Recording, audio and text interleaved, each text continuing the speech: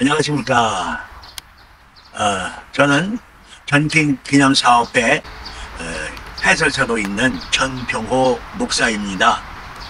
여러분들 이곳을 방문해 주셔서 대단히 감사합니다.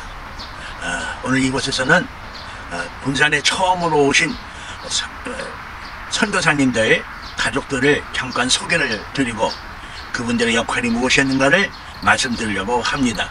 잠깐만 시간을 내주셨으면 고맙겠습니다.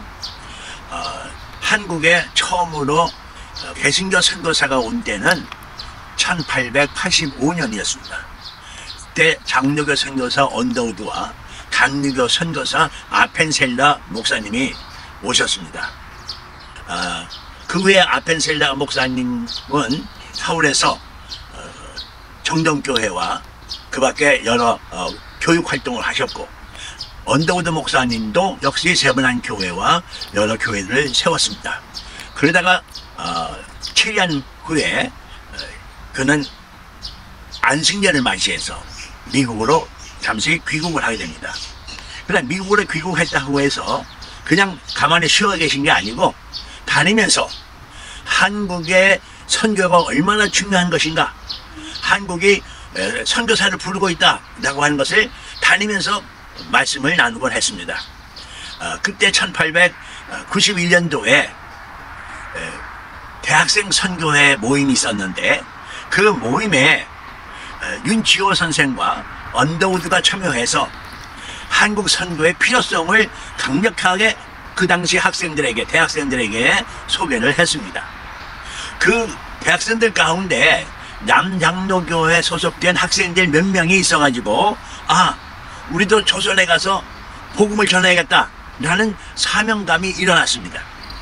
그래서 그들은 당시 남장로교회 선교부에다 조선에다가 우리를 선교사로 파송해 주십시오 하십니다. 그러나 처음에는 남장로교회 총회에서는 그걸 반대를 했어요. 예산도 없고 아직 조선이 선교하기에는 그렇게 좋은 조건이 아니다 라고 거절을 했습니다. 그러나 곧 남장로교회 선교회에서는 대학생 7명을 조선의 선교사로 파송하기로 결의를 했습니다. 그렇게 해서 7명의 선교사들이 이제 조선에 오게 되었는데 1892년도에 그 당시 전킨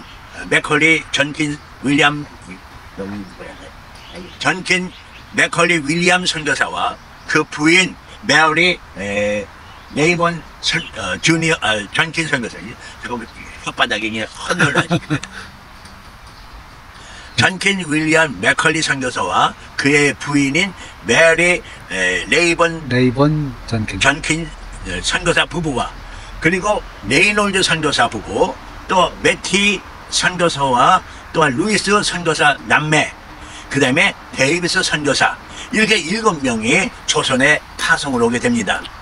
그들이 조선에 파송으로 와서 이제 어디로 가서 전도를 할 것인가를 당시 선교회 회의에서 논의한 가운데서 아직 한강 이남 전라도 땅 이쪽에는 아무도 가서 복음을 전하지 않은 그러나도 척박한 복음의 선교지다. 그러니까 그곳에 가서 개간할 사람이 있어야 한다. 당시 젊은이들이 그곳에 가서 선교지를 개간하셔라고 했던 겁니다.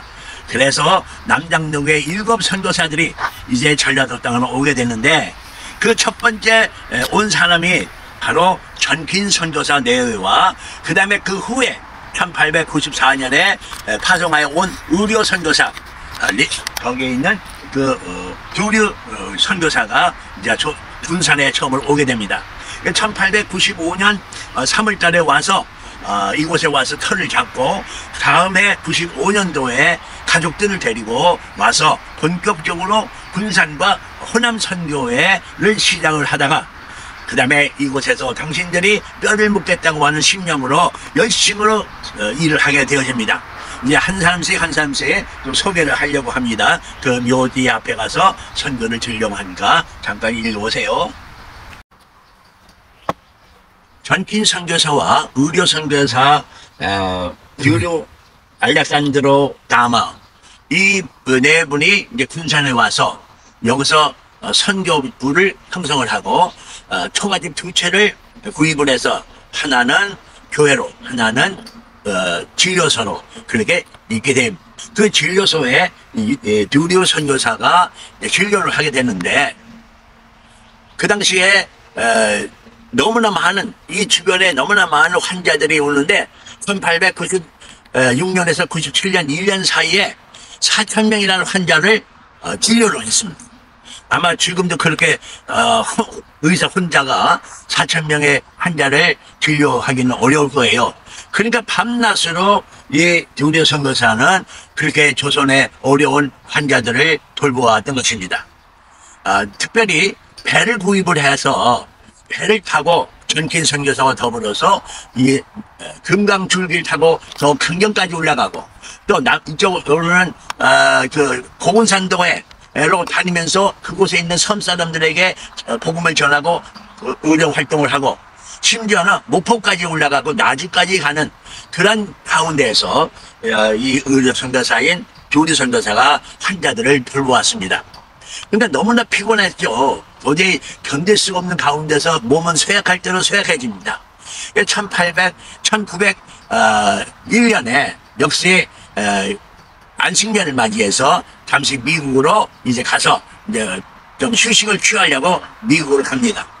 근데 미국으로 간 다음에 몸은 더 쇠약해지고 도저히 이 선교지로 올 수 없는 형편이 돼요.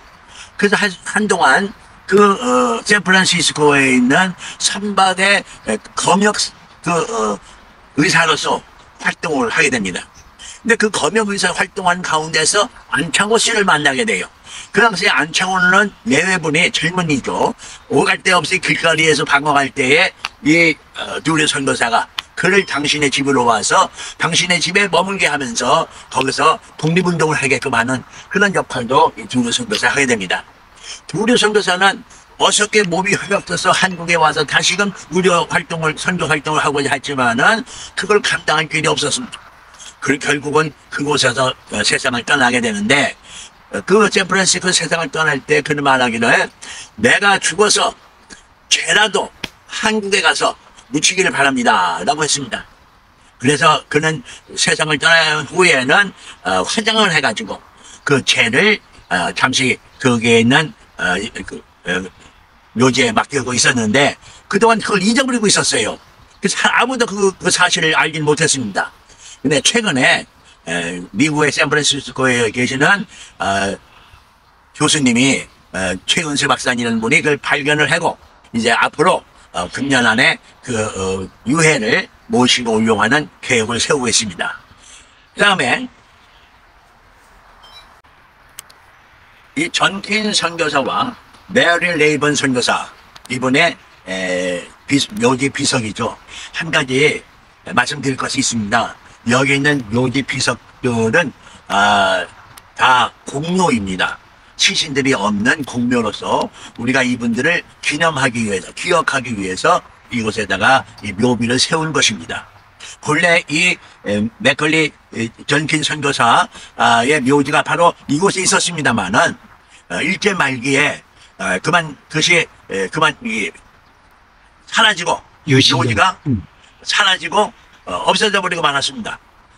그래서 다시금 이곳에다가 비록 공묘지만은 이 묘비를 세워가지고 고인을 기억하고자 하는 것이 우리들의 하나의 마음이었습니다. 이 전킨 윌리엄 맥컬리 선교사는 미국 유니언 신학교를 졸업을 하고 그 부인과 더불어서 1800 아까 말씀드린 것처럼 92년도 11월 3일 날 제물포에 도착하고, 그 다음에 1895년 3월 달에 우리 두리오 선교사와 더불어 군산에 와서 그래서 이곳에서 터를 잡고 집을 구한 다음에 96년 무슨 6년이지? 96년 4월 5일 날 가족들을 데리고 이곳에 와서 아주 정착을 하게 됩니다.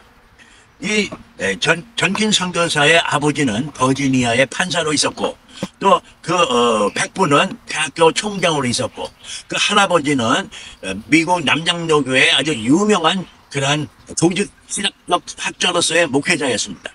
그런 집안이고, 또 이 메리 레이번 여사는 또 대학 그 아버지는 유명한 그 버지니아의 건축가였고 또 그 할아버지는 대학교 이사장으로 있는 그런 가문의 자녀들인데 이 20대 자녀들이 그 당시에 100년 전 우리 군산에는 인구가 100명밖에 안 돼 있는 이곳에 와서 초가집에 거주하면서 먹고 거기서 살면서 복음을 전했던 것이죠.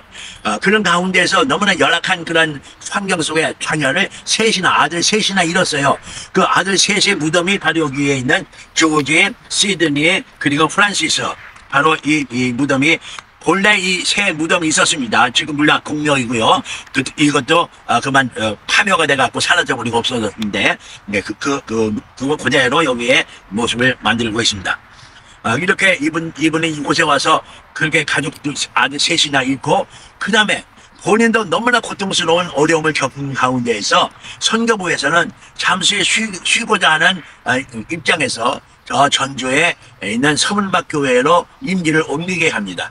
그래서 서문박 교회에 옮겼지만은 그렇다고 그곳에서 편히 쉬지를 않았어요. 거기서도 열심히 전도를 하고 활동을 하고 서문박 교회를 새로 건축을 하고 한 가운데서 그만 거기서도 이제 병에 걸렸어요. 그래갖고 1908년 1월 2일 날 그만 세상을 떠나게 되어집니다. 세상을 떠난 후에 유감스럽게도 너무나 이분의 역사가 그만 땅에 묻혀버리고 말았어요. 아무도 이분을 기억하지는 못했어요. 이분이 이곳에 있는 동안에 학교도 세우고 병원도 세우고 또 영명학교, 남학교와 멜버디 여학교를 학교도 세우고 또 여기저기 다니면서 수십 초의 교회들을 세우고 관할을 했었는데, 그런데 이분이 세상을 떠난 후에 너무 일찍 하셨죠. 세상을 떠난 후에는 이분의 존재를 사람들이 잊어버리고 있었어요. 그런 가운데서 우리 군산의 전kin기념 사업회가 발족을 해갖고 이분의 지난날의 그런 훌륭한 업적을 우리가 기억하고 이분의 그런 피와 땀과 눈물을 이어가자는 마음으로 이제 이번 기념사업회 사업을 하게 되어진 것입니다. 그래서 오늘날 이 전kin 기념 사업회를 통해서 우리 전kin 선교사와 그 밖에 다른 선교사들이 초대교회 때 얼마나 열심으로 선교 활동을 했는가를 본받고 그 뜻을 이어가자는 마음으로 지금 일들을 하고 있습니다. 다음번에는 여기 볼 윌리엄 포드, 우리 한국 이름으로는 부이렴이라고 합니다. 볼 윌리엄 포드 선교사와 엘비 엘리자베스 어거스타 부인 두 선교사가 이제 1899년에 군산에 오게 되집니다. 이분들도 저기 있는 그 전kin 선교사와 같은 버지니아에 소속되어 있었고, 저 전kin 선교사는 버지니아의 노포크시의 제1장로교회에서 파송을 받았는데, 이 불 선교사는 노포크시의 제2장로교회에서 파송을 받아가지고 이제 오게 되었습니다. 1899년에 왔기 때문에 우리 전kin 선교사의 그 부목사 겸 같이 전kin 선교사를 보면서 활동을 하게 되어집니다. 그런데 전kin 선교사가 1894년에 전주로 이주하면서부터는 본격적으로 불선교사 단독으로 군산 선교부를 이제 관할을 하게 됩니다. 군산 선교부를 관할하면서 군산뿐만 아니라 여기 서천, 부여, 저쪽에 보령, 그 다음에 김제, 부안까지 그것까지 선교 관할 지역으로 해서 수십 개의 교회를 개척을 하고 돌보는 역할을 했는데 1940년까지, 그러니까 1899년에 와서 1940년까지 40년 동안을 군산에 오로지 계시면서 선교 활동을 하신 분입니다. 이분은 바로 이 영명학교 교장도 하시고 또 부안교회 담임 목사 하시면서 각 처에 세운 교회 당회장 역할을 감당했던 분들. 그런데 일제 총독부에서는 선교사들 휴방령을 내리고 또 아울러서 불선교사도 은퇴가 가까워진 때라 할 수 없이 군산을 떠나 미국으로 돌아가고, 그 다음 해에 1941년에 세상을 떠나게 되어집니다. 이 불선교사는 원래 학생 때는 스포츠맨이었습니다. 그래서 대학에서 야구부 선수도 하고 또 미식축구 주장도 하면서 또 코치도 하면서 아주 대학 햄튼 시드니 대학이라는 그 대학의 유명한 인사로 지금도 거기 가보면은 이름이 벽에 새겨져 있는 그런 분입니다. 그런데 이분이 체육 교사로서가 아니라 이제 선교사로 사명을 받고 군산에 와서 체육뿐만 아니라 음악대를 조직을 해가지고 다니면서 그 관악대를 통해서 많은 선교 활동을 합니다. 그러니까 음악 선교단을 만든 그 음악 선교단에는 우리나라의 유명한 현재명 선생 있죠. 현재명 선생도 바로 그 음악 대원으로 같이 다니면서 활동을 한 기록을 볼 수가 있습니다. 군산에 최초로 이제 야구를 보급을 하는데 아마도 그것은 우리나라 최초의 야구 보급인 것 같아요. 저 전kin 선교사와 이 부울 선교사가 영명학교를 세우면서 영명학교 학생들에게 그 야구를 가르쳤거든요. 그러니까 야구단은 아니지만은 야구를 가르친 것으로서는 최초다라고 얘기할 수가 있고요. 저 전kin 선교사에 대해서 아까 얘기는 안 했는데 바로 우리나라 최초로 자전거를 소개한 우리 자전거 역사를 보면은 기록에 1890년대에 선교사들에 의해서 자전거가 우리나라에 들어오기 시작했다라고 되어 있어요. 근데 어느 선교사냐고는 없어요. 바로 전kin 선교사가 그 자전거를 가지고 와서 활동을 했던 거죠. 그러니까 이 부울 선교사와 전kin 선교사가 그렇게 이곳에 복음 전도하는데 여러 가지로 활동을 한 모습을 우리가 볼 수가 있습니다. 지금 이 부인들에 대한 소개는 안 했는데 이 부인들도 자녀를 낳아가면서 남편 선교사들을 돕는 그 부인 선교사 역할을 또 독특히 했습니다. 특별히 여성들에 대한 선교 활동이나 아이들 어린이 선교 활동은 주로 부인들이 맡아서 했어요. 흔히 우리는 이 남자 선교사들만 강조를 하는데 사실 우리 호남 선교의 가장 큰 역할의 한 부분을 우리 부인 선교사들이 했다는 걸 꼭 기억해야 됩니다. 근데 거기에 가장 중요한 분을 한 번 더 소개를 하려는데 바로 그분이 데이비스라는 여선교사입니다. 이름하고 보겠습니다. 이 데이비스 리니 폴커슨 헬리슨 선교사인데 이 데이비스 여선교사는 근데 이 남자보다는 먼저 데이비스를 먼저 소개를 하는데 그 이유는 아까 말씀드린 것처럼 7 선교사 중에 한 사람이 바로 이 데이비스 선교사입니다. 그러니까 그 당시에는 이 헬리슨 선교사는 없었어요.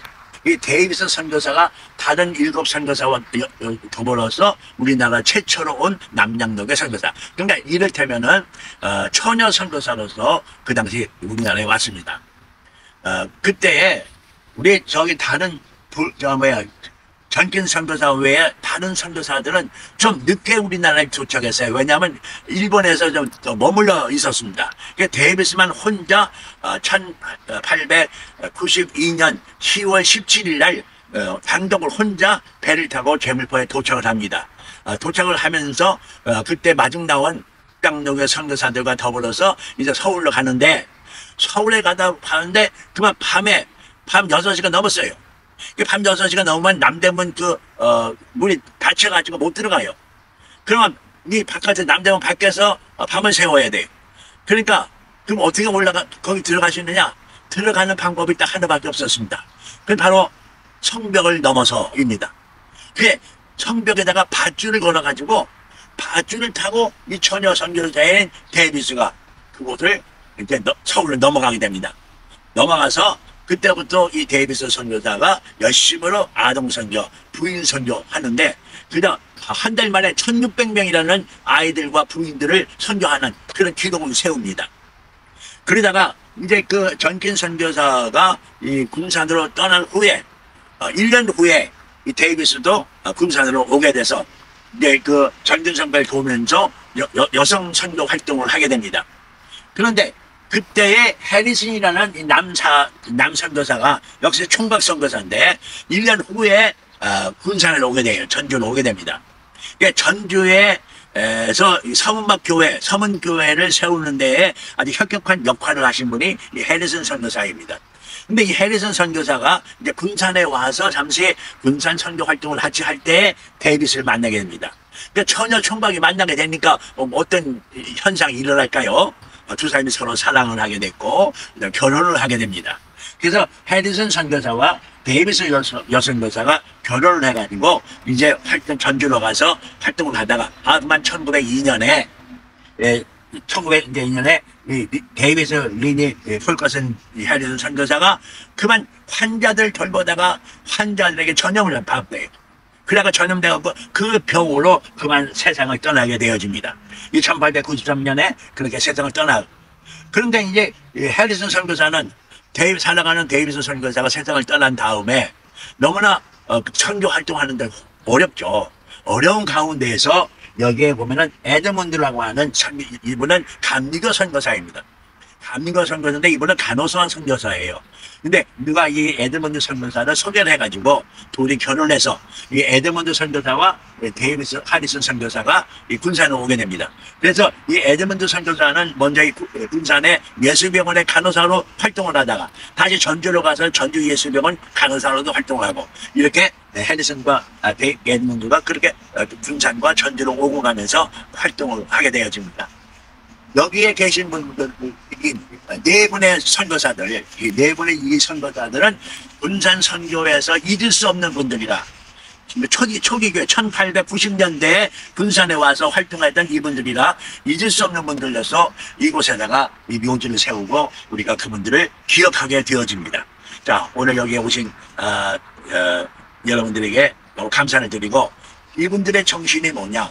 당신을 희생하고 당신의 땀을 파여 쏟아가면서 이 지역 사람들을 개화시키고 이 사람들에게 복음을 전하고 이 사람들의 아픔을 이제 치료해주고 어떤 어려움을 다 위로해주는 그런 아름다운 역할을 하신 분으로서 군산 사람들이 이분들을 기억하기 때문에 이곳에 이분들의 묘소를 마련하게 되었습니다.